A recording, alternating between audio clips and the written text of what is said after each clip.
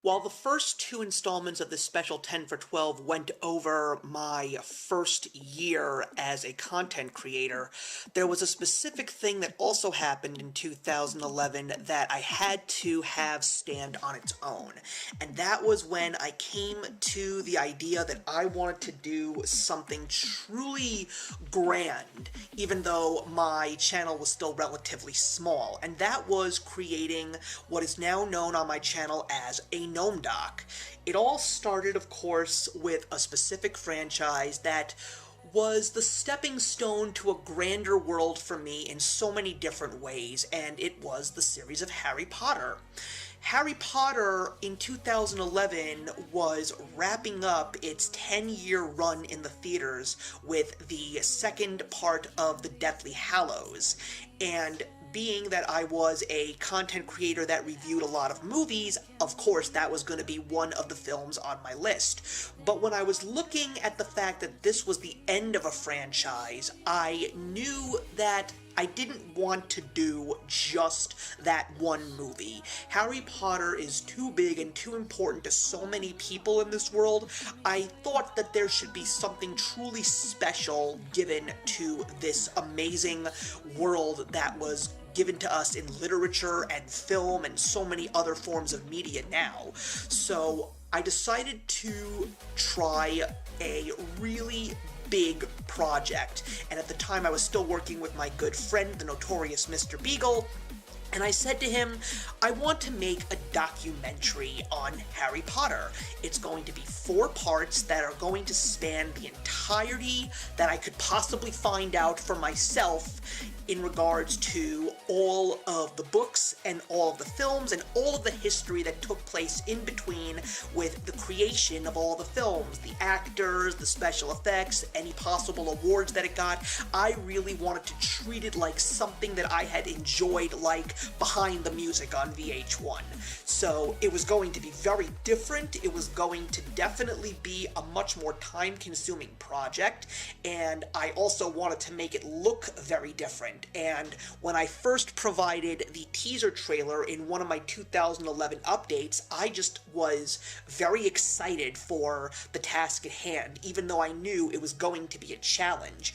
But with every passing day, I felt that it was really going to be something that I was going to feel very satisfied with.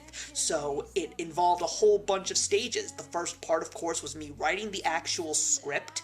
The second part was going to be me actually sending my dialogue into the computer. I would actually be reading everything off of said script and making little sound bites that I would create and merge together, and then once all that was created, I had to download a whole bunch of photos in order to sort of have it mix with it. And of course, that was something that I was curious to see if I would even actually pull off. And of course, once that was done, I would have to add some music to that, because I wanted to have some music in there as well, like most documentaries do.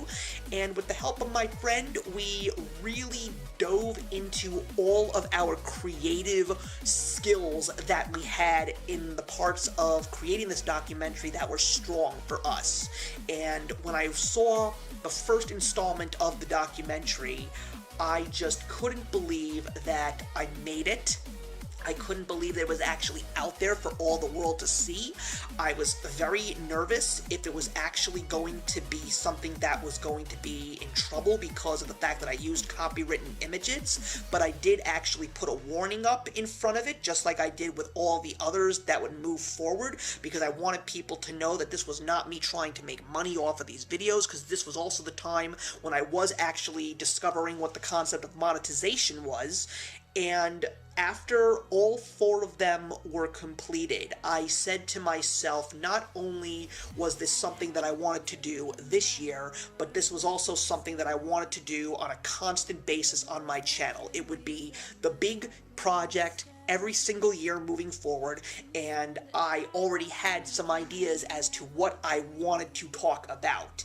And as the year moved on, after all 4 of them were all over YouTube, I saw a real uptick in my viewership. Some of these videos got 50 to 100 views, and I was really shocked to actually see that.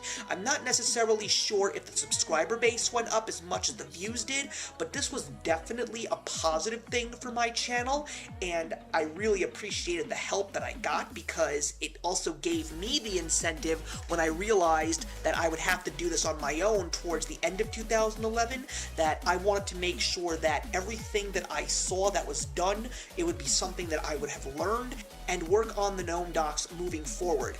And as the next year would approach, and my excitement for the second Gnome Doc would be there, and I would just be so excited to put it all together, I had no idea that this specific Gnome Doc would be a true stepping stone for me in my entirety of my YouTube career. Hey, thank you so much for stopping by my channel today. If you're new here and want to see more of what my channel has to offer, please click on the link to my last video, or hit that subscribe button to be kept up to date with all of my uploads. Content of all sorts is posted here quite often, so trust me, you do not want to fall behind. I will see you in the comments, and actions speak louder than words.